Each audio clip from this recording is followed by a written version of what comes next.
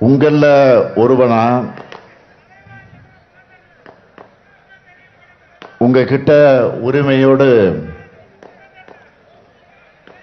வாக்கு கேட்டு வந்திருக்கிறேன். தலைவரின் மகனா வாக்கு கேட்டு வந்திருக்கிறேன். இந்தியாவின் வரலாற்றில் புது அத்தியாயத்தை எழுதக்கூடிய இருக்கக்கூடிய இந்த எழுச்சிமிகு பரப்புரை பொதுக்கூட்டத்தில் பங்கெடுத்துள்ள முதன்மை செயலாளர் KN நேரு அவர்களே, இந்திய கம்யூனிஸ்ட் இயக்கத்தினுடைய மாநில செயலாளர் என் பாசத்திற்குரிய அண்ணன் தோழர் முத்தரசன் அவர்களே, மாண்புமிகு அமைச்சர் பெருமக்கள் ரகுபதி அவர்களே, தம்பி அன்பில் மகேஷ் பொய்யாமொழி அவர்களே, TRB ராஜா அவர்களே, மாவட்ட கழகத்தினுடைய செயலாளர்கள் பூண்டி கலைவாணன் அவர்களே, துரை சந்திரசேகரன் அவர்களே, அண்ணாதுரை அவர்களே, கௌதமன் அவர்களே,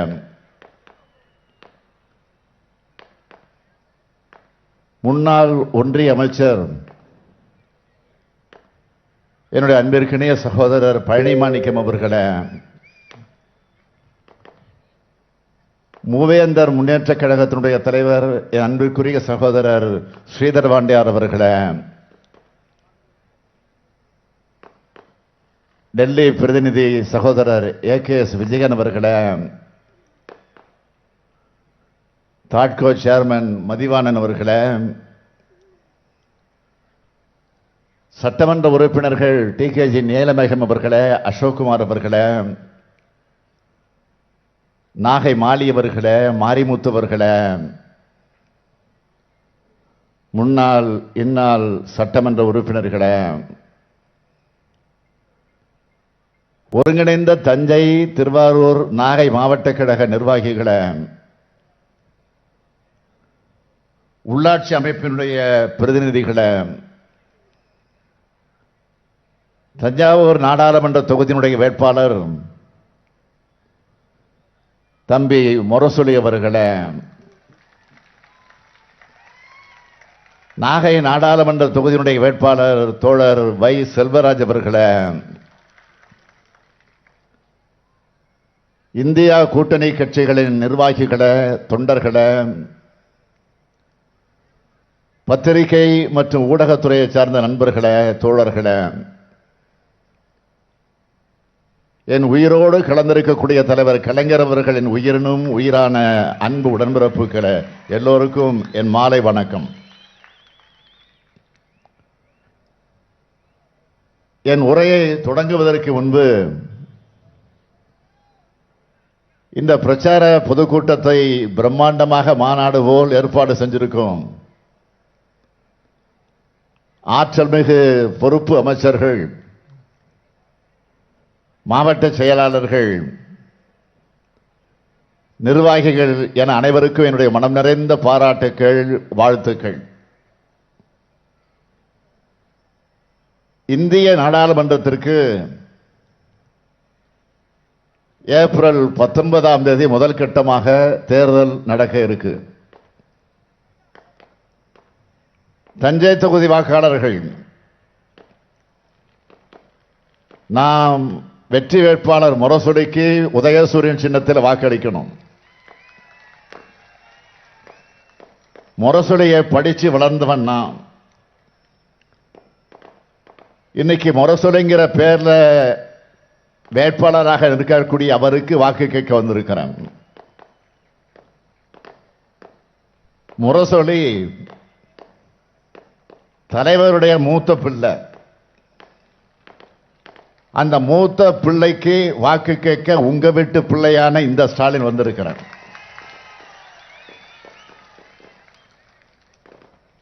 ஒன்றிய செயலாளராக பணியாற்றும் தம்பி முரசொலி நாடாளுமன்றத்திற்கு போறது எனக்கு மனத்தில் மிகுந்த மனநிறைவை தருவது. அந்த மகிழ்ச்சியோடு தான் பகத்சிங் போன்ற விடுதலை வீரர்கள் நிறைந்த கம்யூனிஸ்ட் தோழர்களை ஒருங்கிணைக்கும் தோழமையின் இலக்கணம் அண்ணன் முத்தரசன் அவர்களின் ஆதரவு பெற்ற இந்திய கம்யூனிஸ்ட் கட்சியினுடைய வேட்பாளரான தோழர் வை செல்வராஜ் அவர்களுக்கு கதிர் அருவாள் சின்னத்தில் வாக்களிக்கணும்னு நாகை தொகுதி வாக்காளர்களை கேட்க வந்திருக்கிறேன். நடைபெற இருக்கிற தேர்தல் மிக மிக முக்கியமான தேர்தல். ஏதோ பாஜக ஆட்சியை வீழ்த்துறதுக்காக நடக்கிற தேர்தலாக மட்டும் யாரும் நினைச்சிடக்கூடாது. இந்தியாவில் இனி ஜனநாயகம் இருக்க வேண்டுமா வேண்டாமா என்று முடிவு செய்வதற்கான தேர்தல் இது. இந்தியாவோட மாநிலங்களை மக்களாட்சிய, மத சார்பின்மைய, பன்முகத்தன்மைய, ஒடுக்கப்பட்ட மக்களை, ஏழை எளிய மக்களை காப்பாற்றணும்னா பாஜக இன்னொரு முறை ஆட்சிக்கு வரக்கூடாது. பாஜக திரும்ப ஆட்சிக்கு வந்தா இந்தியா என்ற கூட்டாட்சி அமைப்பே இருக்காது. நாட்டில் ஜனநாயக அமைப்பு முறையே இருக்காது. நாடாளுமன்ற நடைமுறையே இருக்காது. இவ்வளவு ஏன் மாநிலங்களே இருக்காது. முதல்ல நாம எல்லோரும் இதை உணரணும். கண்ணுக்கு முன்னால ஜம்மு காஷ்மீர் மாநிலம் சிதைக்கப்பட்டதை பார்த்தோம். ஜம்மு காஷ்மீர் மாநிலத்தை ரெண்டாக பிரிச்சாங்க. அங்க இருக்கிற மக்களோட விருப்பத்துக்கு மாறாக யூனியன் பிரதேசமாக மாற்றினாங்க. அரசியல் கட்சி தலைவர்களையே வீட்டு சிறையில் அடைச்சாங்க. முன்னாள் முதலமைச்சர்களும் இதுக்கு தப்பல. அங்க சட்டமன்றம் கிடையாது. காஷ்மீருக்கு 5 ஆண்டுகளா தேர்தல் கிடையாது. இப்போ கூட ஜம்மு காஷ்மீருக்கு தேர்தலை அறிவிக்கல. இதுதான் பாஜகவின் பாணி, சர்வாதிகாரம். இந்த நிலைமை நாளை தமிழ்நாட்டுக்கும் ஏற்படலாம். ஏன் பாஜக திரும்ப ஜெயிச்சா இதே நிலைதான் எல்லா மாநிலங்களுக்கும் ஏற்படும். இது ஏதோ எதிர்க்கட்சி மாநிலங்களுக்கு மட்டுமல்ல, பாஜக மாநிலங்களுக்கே ஆபத்து வரத்தான் செய்யும். 2014ஆம் ஆண்டு ஆட்சிக்கு வந்த பாசிச பாஜக இந்தியாவை எல்லா வகையிலும் மிக மோசமான வகையில பாழ்படுத்திருச்சு. அது மட்டுமல்ல, இந்தியாவில் இருந்த எல்லா கட்டமைப்புகளையும் சிதைச்சிட்டாங்க. இன்னைக்கு தினமணி 8ல் ஒரு தலையங்கம் எழுதியிருக்காங்க. படிச்சிருப்பீங்கன்னு நினைக்கிறேன், இருந்தாலும் சொல்றேன். அந்த தலையங்கத்தில் தேர்தல் நெருங்கி வர நேரத்தில் எதிர்கட்சி சேர்ந்தவங்களை பிரச்சாரத்தில் ஈடுபட முடியாத அளவுக்கு கைது செஞ்சுக்கிட்டு இருக்கு. ஒன்றிய ஆளுங்கட்சி உள்நோக்கத்தோடு கூடிய நடவடிக்கை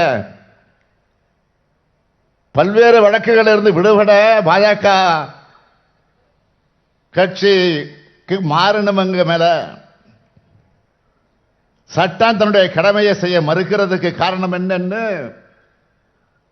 அடுக்கடுக்க பல கேள்விகளை கேட்டிருக்காங்க.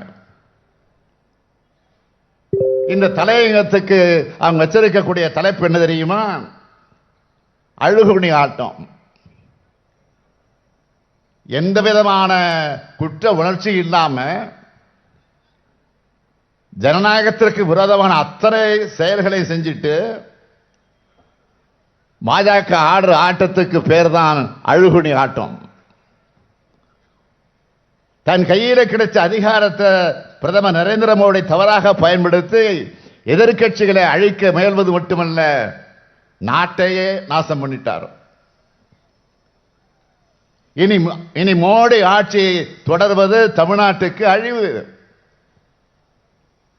இந்தியாவுக்கும் நல்லதல்ல. தமிழ்நாட்டை பொறுத்தவரை நம்முடைய திராவிட மாடல் ஆட்சி மக்கள் பணிகளை எல்லாம் எந்த தொய்வில்லாம நாம செஞ்சுக்கிட்டு இருக்கிறோம். உதாரணத்துக்கு கொண்டு சொல்றேன். எனக்கு ஒரு கடிதம் எழுதியிருந்தாங்க சைதாப்பேட்டையை சார்ந்த ஒரு தாய்மார். எனக்கு 58 வயசு ஆயிடுச்சு. இதுவரைக்கும் யாருக்கும் கடிதம் எழுதுனதில்லை. என் வாழ்க்கையோட முதல் கடிதம் இது. ரொம்ப வருஷமா திருவண்ணாமலையில் இருக்கிற இடத்துக்கு பட்டா வாங்க முடியாம தவிச்சேன். முதல்வரின் முகவரிக்கு மனு அனுப்புன 15 நாள்ல எந்த விதமான கஷ்டம் இல்லாம பட்டா கிடைச்சிருச்சுன்னு நன்றி சொல்லி எழுதியிருக்காங்க. இப்படி எத்தனையோ நல்ல திட்டங்களை நாம செயல்படுத்திக்கிட்டு இருக்கோம். அதெல்லாம் இந்தியாவுக்கே எடுத்துக்காட்டான திட்டங்கள். சிலவற்றை பற்றி குறிப்பிட்டு நான் சொல்லணும்னா, தமிழ்நாட்டில் இருக்கக்கூடிய 1,15,00,000 குடும்ப தலைவிகளுக்கு மாசம் மாசம் 1000 ரூபாய் வழங்குகிற கலைஞர் மகளிர் உரிமை திட்டம். தமிழ்நாடு முழுக்க 16 லட்சம் குழந்தைங்க பசி இல்லாம பாடம் படிக்க முதலமைச்சரின் காலை உணவு திட்டம். அரசு பள்ளியில் படிச்சுட்டு உயர்கல்விக்கு வர உங்க மகள்களுக்கு மாதம் 1000 ரூபாய் வழங்கும் புதுமை பெண் திட்டம். இன்னும் கூடிய விரைவில் ஆண் மாணவர்களுக்கு மாதம் 1000 ரூபாய் வழங்க போகிற தமிழ் புதல்வன் திட்டம். வேலைக்கு சென்றும் பெண்களோட சுமையை குறைச்சு அவங்க மாசம் 900 ரூபாய் வரை சேமிக்க உதவியாக இருக்கக்கூடிய விடியல் பயண திட்டம். 26 லட்சம் இளைஞர்கள் திறன் பெற்று அந்த திறனுடைய பயிற்சியை பெற்ற நான் முதல்வன் திட்டம். இதுல தேர்தல் அறிக்கையில் சொன்ன வாக்குறுதிகளை மட்டுமல்ல, சொல்லாத பல திட்டங்களையும் தொடர்ந்து செஞ்சுக்கிட்டு வரோம். அதோட தொடர்ச்சியாகத்தான் சொந்தமா வேட்டுமனை இல்லாதவங்களுக்கு இலவச வேட்டுமனையும் வழங்கி வீடு கட்டுவதற்கான தொகையை அவங்களோட வங்கி கணக்கே செலுத்துற கலைஞரின் கனவு இல்லம் என்ற திட்டத்தை இந்த பட்ஜெட்ல அறிமுகப்படுத்தி இருக்கோம். இந்த திட்டத்தில் அதிகமாக பயன்பெற போகிற திருவாரூர் மற்றும் நாகை மாவட்ட மக்கள் தான். இப்படி ஒவ்வொரு குடும்பத்தில் இருக்கிறவங்க வாழ்க்கையிலும் வெளிச்சம் பாய்ச்சக்கூடிய அளவுக்கு அப்படிப்பட்ட விடிகளைத்தான் நம்முடைய திராவிட மாடல் அரசு கொடுத்துக்கிட்டு இருக்கு. இவ்வளவு கஷ்டமான நிதி நிலைமையில நம்மால இவ்வளவு நல்லது செய்ய முடியுதுன்னா, நம்ம கூட்டணி ஆட்சி ஒன்றியத்தில் வந்தா இன்னும் என்னென்ன திட்டங்களை செய்வோம்னு தேர்தல் அறிக்கையில வெளியிட்டு இருக்கோம். சிலவற்றை மட்டும் தலைப்புச் செய்திகளாக சொல்றேன். இந்தியா முழுவதும் இருக்கக்கூடிய விவசாயிகள் கூட்டுறவு அமைப்புகளிலையும் வங்கிகளிலையும் வாங்கி இருக்கக்கூடிய கடனும் வட்டியும் தள்ளுபடி செய்யப்படும். பெட்ரோல், டீசல், கேஸ் சிலிண்டர் விலை குறைக்கப்படும். மகாத்மா காந்தி தேசிய ஊரக வேலைவாய்ப்பு உறுதி திட்டத்தோட வேலை நாட்கள் 100 150 நாட்களாகவும் ஊதியம் 400 ரூபாயாகவும் உயர்த்தப்படும். தேசிய நெடுஞ்சாலைகள் இருக்கிற சுங்கசாவடிகள் முற்றிலுமாக அகற்றப்படும். வங்கிகள்ல மினிமம் பேலன்ஸ் இல்லைன்னு சொல்லி விதிக்கப்படக்கூடிய அபராதம் நீக்கப்படும். ஈழத்தமிழர்களுக்கு சிறுபான்மையின மக்களுக்கு எதிரான குடியுரிமை திருத்த சட்டம் ரத்து செய்யப்படும். பயிர் காப்பீட்டு உடமைகள் செலுத்த வேண்டிய பங்கு தொகையை ஒன்றிய அரசே செலுத்தும். காவேரி, தாமிரபரணி, வைகை ஒருங்கிணைந்த பாதுகாப்பு திட்டம் அறிவிக்கப்படும். ஒன்றிய அரசின் பொதுத்துறை நிறுவனங்கள், அலுவலகங்கள் அந்தந்த மாநிலங்களை சார்ந்தவங்களுக்கு வேலை வாய்ப்பிட முன்னுரிமை அளிக்கப்படுவது உறுதி செய்யப்படும். வேளாண் விளைபொருட்களுக்கு மொத்த உற்பத்தி செலவு பிளஸ் 50 விழுக்காடு என்பதை வலியுறுத்தி விவசாயிகளுக்கு குறைந்தபட்ச ஆதரவு விலை நிர்ணயம் செய்யப்படும். மாவட்ட அளவில் பெண்களுக்கு மட்டுமே நிர்வகிக்கக்கூடிய கொள்முதல் மற்றும் விற்பனை சந்தைகள் அமைக்கப்படும். பட்டுக்கோட்டை மன்னார்குடி, பட்டுக்கோட்டை தஞ்சை இடையே புதிய ரயில் பாதைகள் அமைக்கப்படும். திருவாரூரிலிருந்து மதுரை, திருச்செந்தூர், பழனி ஆகிய இடங்களுக்கு ரயில் சேவைகள் ஏற்படுத்தப்படும். திருவாரூர் சென்னைக்கு இடையே பகல் நேர ரயில் சேவை ஏற்படுத்தப்படும். பட்டுக்கோட்டை ரயில் வழித்தடத்தில் கம்பன் எக்ஸ்பிரஸ் ரயில் மீண்டும் இயக்கப்படும்.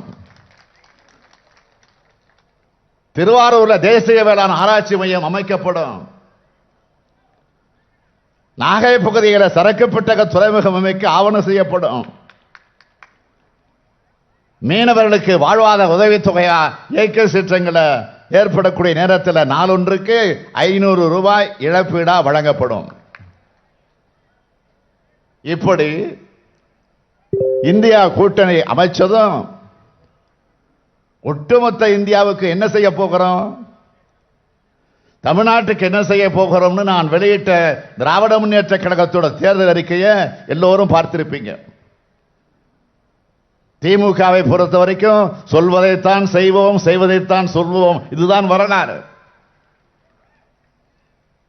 சட்டமன்ற தேர்தலுக்கு முன்னாடி கொடுத்த வாக்குறுதிகள் பெரும்பாலான வாக்குறுதிகளை செஞ்சு காட்டியவன் தான் இங்கே உங்கள் முன்னால் நின்று கொண்டிருக்கக்கூடிய இந்த முத்துவேல் கருணாநிதி ஸ்டாலின். நேற்று அதிமுக தேர்தல் அறிக்கை வெளியிட்டு இருக்காங்க. ஆட்சி பொறுப்பு கையில் வச்சிருந்த போது மக்களுக்கு ஒண்ணுமே பண்ணாத பழனிசாமி ஒன்றிய அரசில் பாஜக கூட கூட்டணியாக இருந்து சேர்ந்து கொண்டு தமிழ்நாட்டுக்கு எந்த நன்மையும் செய்யாம துரோகங்களை மட்டுமே செஞ்ச பழனிசாமி அவர் பங்குக்கு ஒரு தேர்தல் அறிக்கையை வெளியிட்டு இருக்கிறார். அது தேர்தல் அறிக்கை அல்ல, பழனிசாமியுடைய பம்மாத்து அறிக்கை. அவர்கிட்ட அதிகாரம் இருந்தபோது ஒன்றிய அரசிடமிருந்து உருப்படியாவது எதையாவது பெற்று தந்தாரா? பாஜகவினுடைய பாதம் தாங்கியா உதவாக்கரையா இருந்த பழனிசாமி என்ன சொல்றாரு தெரியுமா? ஆளுநரை நியமிக்கிறப்போ முதலமைச்சருடைய ஆலோசனை பெற்று நியமனம் செய்யணுமா? திமுக சொன்னதையே அப்படியே ஜெராக்ஸ் எடுத்து அறிக்கை வெளியிட்டு இருக்கிறார். நான் கேட்கிறேன், பழனிசாமி அவர்களே, திமுக அரசுக்கு குடைத்தல் கொடுத்துக்கிட்டே இருக்கிறாரு ஆளுநர்.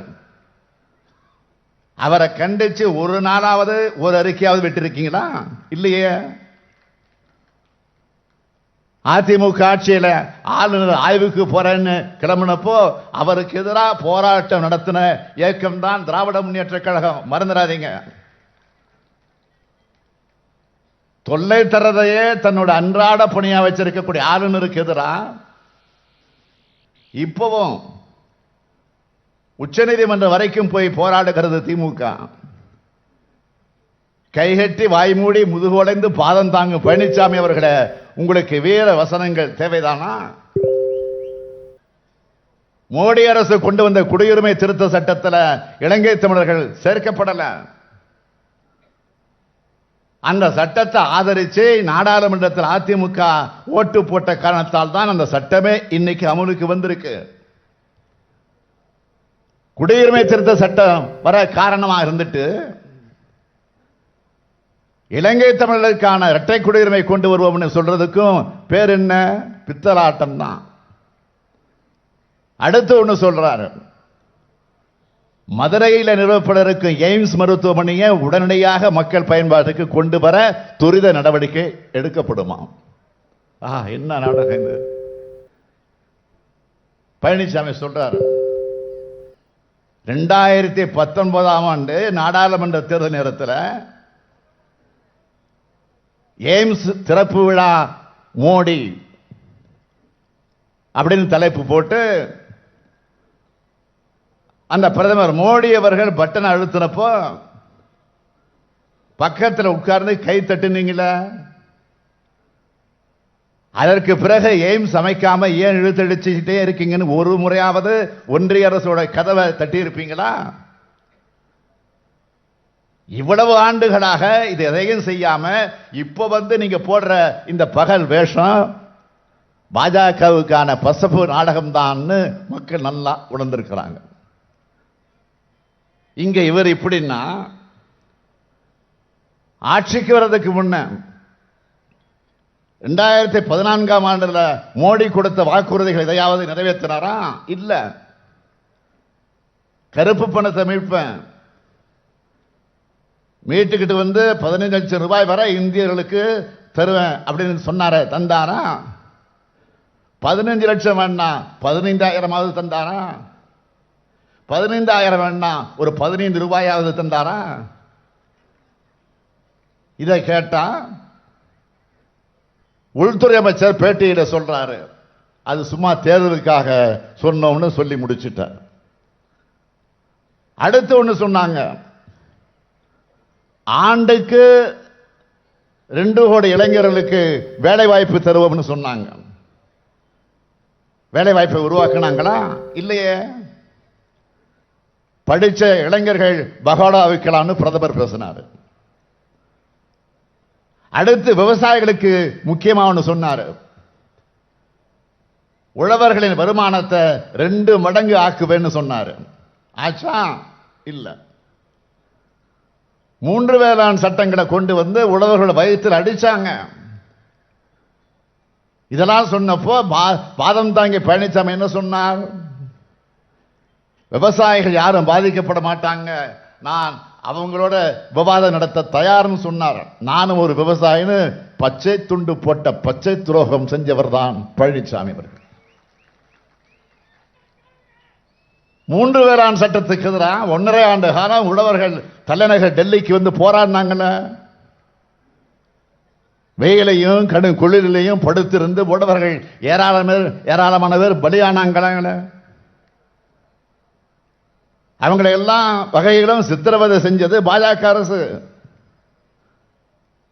இது எதற்கு அஞ்சாம பின்வாங்காம அவங்க நினைத்த செஞ்சு காட்டிய காரணத்தால் தான் அதை பார்த்து பயந்து போய் 3 வேளாண் சட்டங்கள் கடைசி நேரத்தில் பாஜக வாபஸ் வாங்கிச்சு. அப்ப ஒன்றிய பாஜக அரசு உழவர்களுக்கு பல வாக்குறுதிகள் வழங்குச்சு. ஆனா அது எதையும் கடந்த 1.5 ஆண்டுகளாக நிறைவேற்றல. அதனாலதான் மீண்டும் டெல்லியில் உழவர்கள் போராட தொடங்கி இருக்காங்க. டெல்லிக்குள் அவங்க நுழைஞ்சிடுவாங்கன்னு பயந்து இரும்பு முள்வேலி சாலைகளை ஆணி படுக்க அமைச்சிருக்காங்க. ஆணி வச்சு படுக்க அமைச்சிருக்கிறாங்க. பாகிஸ்தான் பார்டரை விட மோசமான சூழலை ஏற்படுத்தி இருக்காங்க. இதுவரை 4 உழவர்கள் இறந்து போயிருக்கிறாங்க. இந்திய நாட்டுக்குள் ஆக்கிரமிப்பு செய்கிற நாடுகளை விட சொந்த நாட்டு விவசாயிகள் தான் பிரதமர் மோடியின் கண்ணுக்கு எதிரிகளாக தெரிகிறாங்க. ஏழையின் தாயின் மகன் சொல்லிக்கிற பிரதமர் மோடி ஆட்சியில விவசாயிகளின் நிலைமை இதுதான்.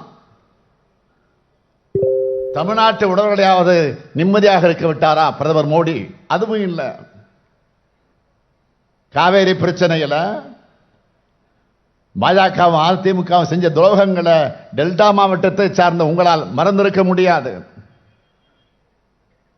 காவேரி தமிழ்நாட்டு உரிமைகளுக்காக தலைவர் கலைஞர் அவர்கள் எத்தனையோ செஞ்சிருக்காரு. காவேரி நடுவர் மன்றம் அமைக்கணும். 1969ஆம் ஆண்டு முதலாக குரல் கொடுத்ததிலிருந்து காவேரி இறுதி தீர்ப்பு வாங்கின வரைக்கும் டெல்டா உழவர்களுக்காக தலைவர் பாடுபட்டது அத்தனையும் உங்களுக்கு நல்லா தெரியும். ஆனா அதிமுகவும் பாஜகவும் செஞ்சது என்ன? வரலாற்று பக்கங்களை கொஞ்சம் புரட்டி பார்க்கலாமா? காவேரி பாசன உழவர்களோட பாரம்பரிய உரிமையை காக்க காவேரி மன்ற இறுதி தீர்ப்புல கூடுதலா 60 டிஎம்சி நீர் கோரி 2007ஆம் ஆண்டு மே மாதம் உச்சநீதிமன்றத்தில் தமிழ்நாடு அரசோட சார்பில் ஒரு சிறப்பு முறையீட்டு மனு தாக்கல் செய்யப்பட்டுச்சு. அந்த வழக்கை கூட அடுத்து வந்த அதிமுகவும் அரசு ஒழுங்கா நடத்தல. ஒன்றிய பாஜக அரசு உச்சமன்றத்தில் என்ன சொன்னாங்க? காவேரி மேலாண்மை ஆணையம் அமைக்க உச்சநீதிமன்றம் உத்தரவிட முடியாதுன்னு வாதாடுனாங்க. அது மட்டுமா சொன்னாங்க? காவேரி மேலாண்மை அமைக்கிறது உள்ளிட்ட நடுவர் மன்றத்தின் உத்தரவுக்கு நாடாளுமன்றத்தினுடைய ஒப்புதல் வேணும். மாநிலங்களுக்கு இடையிலான நதிநீர் தகராறு சட்டத்தில் இதுக்கான பல்வேறு விதிகள் இருக்கு. இது குறித்து உத்தரவிட உச்சநீதிமன்றத்திற்கு அதிகாரம் இல்லை.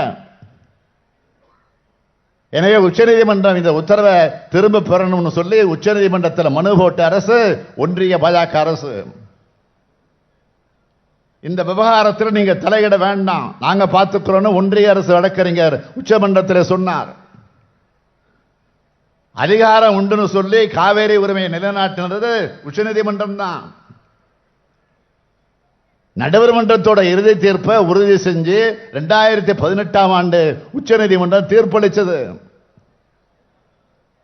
அப்பவும் தமிழ்நாட்டோட காவிரி நீர் உரிமையை 14.75 டிஎம்சியை விட்டு கொடுத்தது பழனிசாமி தான். உச்சநீதிமன்ற தீர்ப்புப்படி காவேரி அணை அமைக்கப்பட்டு உடனடியாக நீர்த்தாவா முறைப்படுத்தப்பட்டிருக்கணும். தமிழ்நாட்டு மக்கள் தான் நமக்கு வாக்களிக்கிறது இல்லைன்னு ஒன்றிய பாஜக இதை செயல்படுத்தல. உடனடியாக காவேரி அணை அமைக்கணும்னு போராடினதும் திமுக தான். தமிழ்நாட்டுக்கு வந்த பிரதமர் நரேந்திர மோடிக்கு கருப்பு கொடி காட்டணும், கோபேக் மோடின்னு சொன்னோம். நான் காவேரி உரிமை மீட்பு பயணத்தை மேற்கொண்டேன். 2 குழுக்களாக இந்த பயணத்தை திமுக நடத்துச்சு. மதச்சார்பற்ற கட்சிகளோடு ஒன்று சேர்ந்து நாம் இதை நடத்தி காட்டினோம். திருச்சி முக்கும்புல இருந்து கிளம்பி நான் பயணம் மேற்கொண்டேன். காவேரி மேலாண்மை வாரியம் என்ற பெயர்ல டெல்லி தான் அமைக்கணும்னு உச்சநீதிமன்றத்தில் சொன்னோம். ஒன்றிய பாஜக அரசு அதிகாரமற்ற ஒரு அமைப்பை தொடங்குச்சு. அதையும் பழனிசாமி அரசு தட்டி கேட்கல. ஒன்றிய அரசினுடைய ஜல்சக்தி துறையோட இதை சேர்த்துட்டாங்க.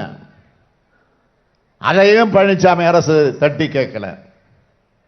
முதுகல் இல்லாம பாஜக அரசுக்கு தலையாட்டிக்கிட்டு இருந்தார் பழனிசாமி. இந்த 2 பேருடைய துரோகத்தை உணர்ந்து இவங்களை டெல்டா மாவட்ட மக்கள் முழுமையாக புறக்கணிக்கணும். தயாராயிட்டீங்களா?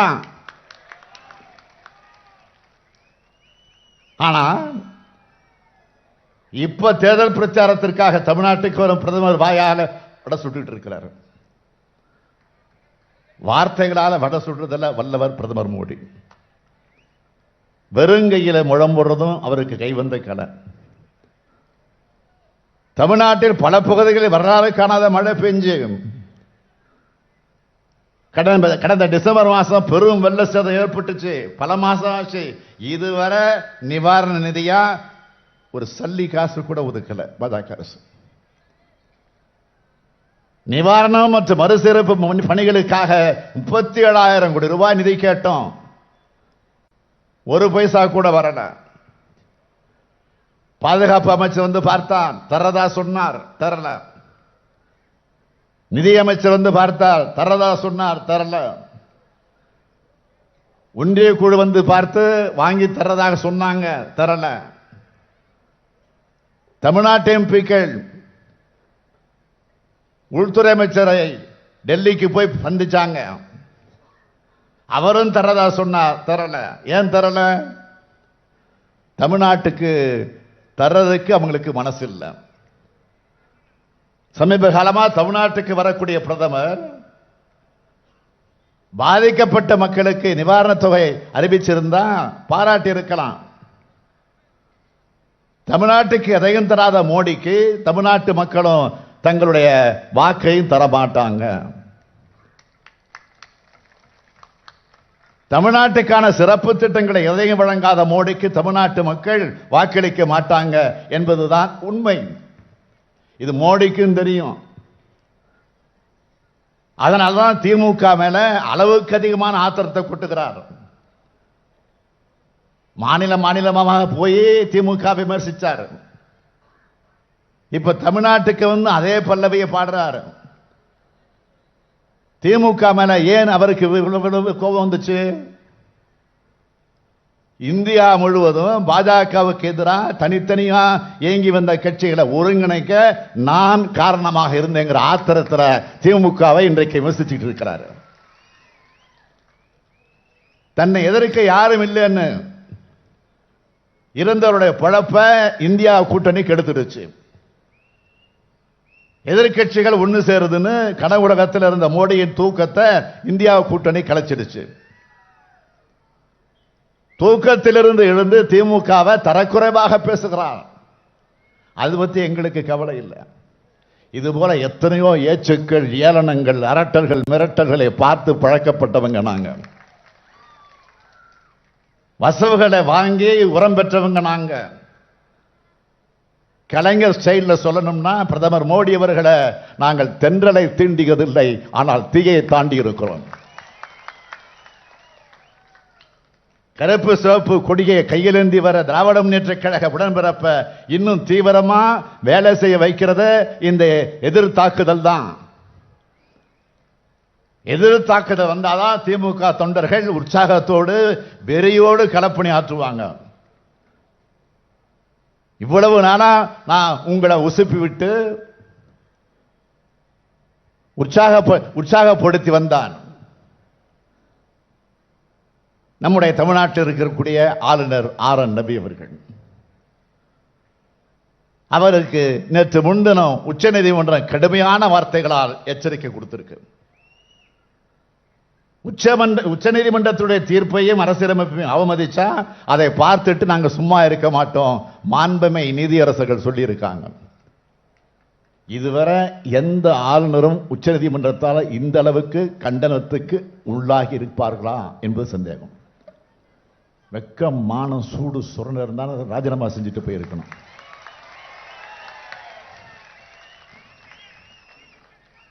அவரே கடைசியில் களைச்சி போய் நேற்று எங்களுக்கு அழைப்பு கொடுத்து பதவி பிரமாணம் வாங்க 11:30 மணிக்கு 3:30 மணிக்கு பொன்முடிக்கு பதவி ஏற்பு, அதை முடிச்சுட்டு தான் என் பயணத்தை தொடங்கினேன். ஆக ஆளுநர் மாளிகையிலிருந்து தான் என்னுடைய பிரச்சாரமே தொடங்கி இருக்கு. இப்போ ஆளுநர் மாளிகையிலிருந்து தொடங்கி இருக்கக்கூடிய இந்த பிரச்சாரம் குடியரசு மாளிகை வரைக்கும் போக போகுது. நேற்று எங்களுக்கு ஆளுநர் சொல்லி அனுப்பிட்டாரு. பரப்புறப்போ போயிட்டு வரேன்னு சொல்லிட்டு இன்னைக்கு என்னுடைய பிரச்சாரத்தை பயணத்தை தொடங்குறேன்னு சொன்னேன். அப்படின்னு கை கொடுத்த நானே ஆல் தி பெஸ்ட்னு அவரே சொன்னார். ஆளுநர் பார்த்த வேலையை இப்ப பிரதமர் மோடி தொடங்கி இருக்கிறார். பிரதமர் மோடி அவர்களே, நீங்கள் அடிக்கடி தமிழ்நாட்டுக்கு வாங்க. அப்பதான் தமிழ்நாட்டு மக்கள் அத்தனை பேரும் உங்க மேலையும் பாஜக மேலையும் இருக்கிற கோபத்தை அடங்காம அதிகமாகிட்டே இருக்கும். தமிழ்நாட்டுக்கு எந்த நன்மையும் செய்யாதவர் வாக்கு மட்டும் கேட்டு வராருன்னு பாஜகவோட தோல்வியும் துரோகமும் அப்போதான் மக்களுக்கு இன்னும் ஸ்ட்ராங்காக பதியும். தமிழுக்கும் தமிழினத்துக்கும் தமிழ்நாட்டுக்கும் விரோதமான கட்சி பாஜக. பாஜகவுக்கு போடக்கூடிய ஓட்டு தமிழ்நாட்டின் வளர்ச்சிக்கு வைக்கக்கூடிய வேட்டு. அதை மட்டும் மறந்துடாதீங்க. மாநிலத்தை கெடுத்த அதிமுக, மாநிலத்தை கண்டுகொள்ளாத பாஜக, ரெண்டு பேரையும் ஒரு சேர வீழ்த்தணும். அவங்களுக்கு இன்னும் புரியல. தமிழர்கள் பாஜக மாதிரி அடக்க நினைக்கிறவங்களையும் ஏத்துக்க மாட்டாங்க. அதிமுக மாதிரி அடிமையா இருக்கிறவங்களையும் ஏத்துக்க மாட்டாங்க. கடந்த 2 தேர்தலில் நிரூபிச்ச மாதிரி இந்த தேர்தலையும் காட்டணும். தஞ்சை நாடாளுமன்ற தொகுதிக்கு வெற்றி வேட்பாளர் முரசொலி கரமெடுத்து கும்பிட்டு கேட்கிறான். உதயசூரியன் சின்னத்திலும் நாகை நாடாளுமன்ற தொகுதியின் வேட்பாளராக நம்முடைய வை செல்வராஜ் கதிரவால் சின்னத்தில் இருக்கக்கூடியவர், அவரும் உங்களிடத்தில் வாக்கு கேட்டு நிற்கிறார். உங்களது பொன்னான வாக்குகளை அளித்து வெற்றி பெற வையுங்கள். இந்தியா கூட்டணி ஆதரிப்போம். ஒளிமயமான இந்தியாவை அமைப்போம். நாடும் நமதே, 40 நமதே. நாடும் நமதே, நாடும் நமதே, நாடும் நமதே, நாடும் நமதே, 40 நமதே. நன்றி, வணக்கம்.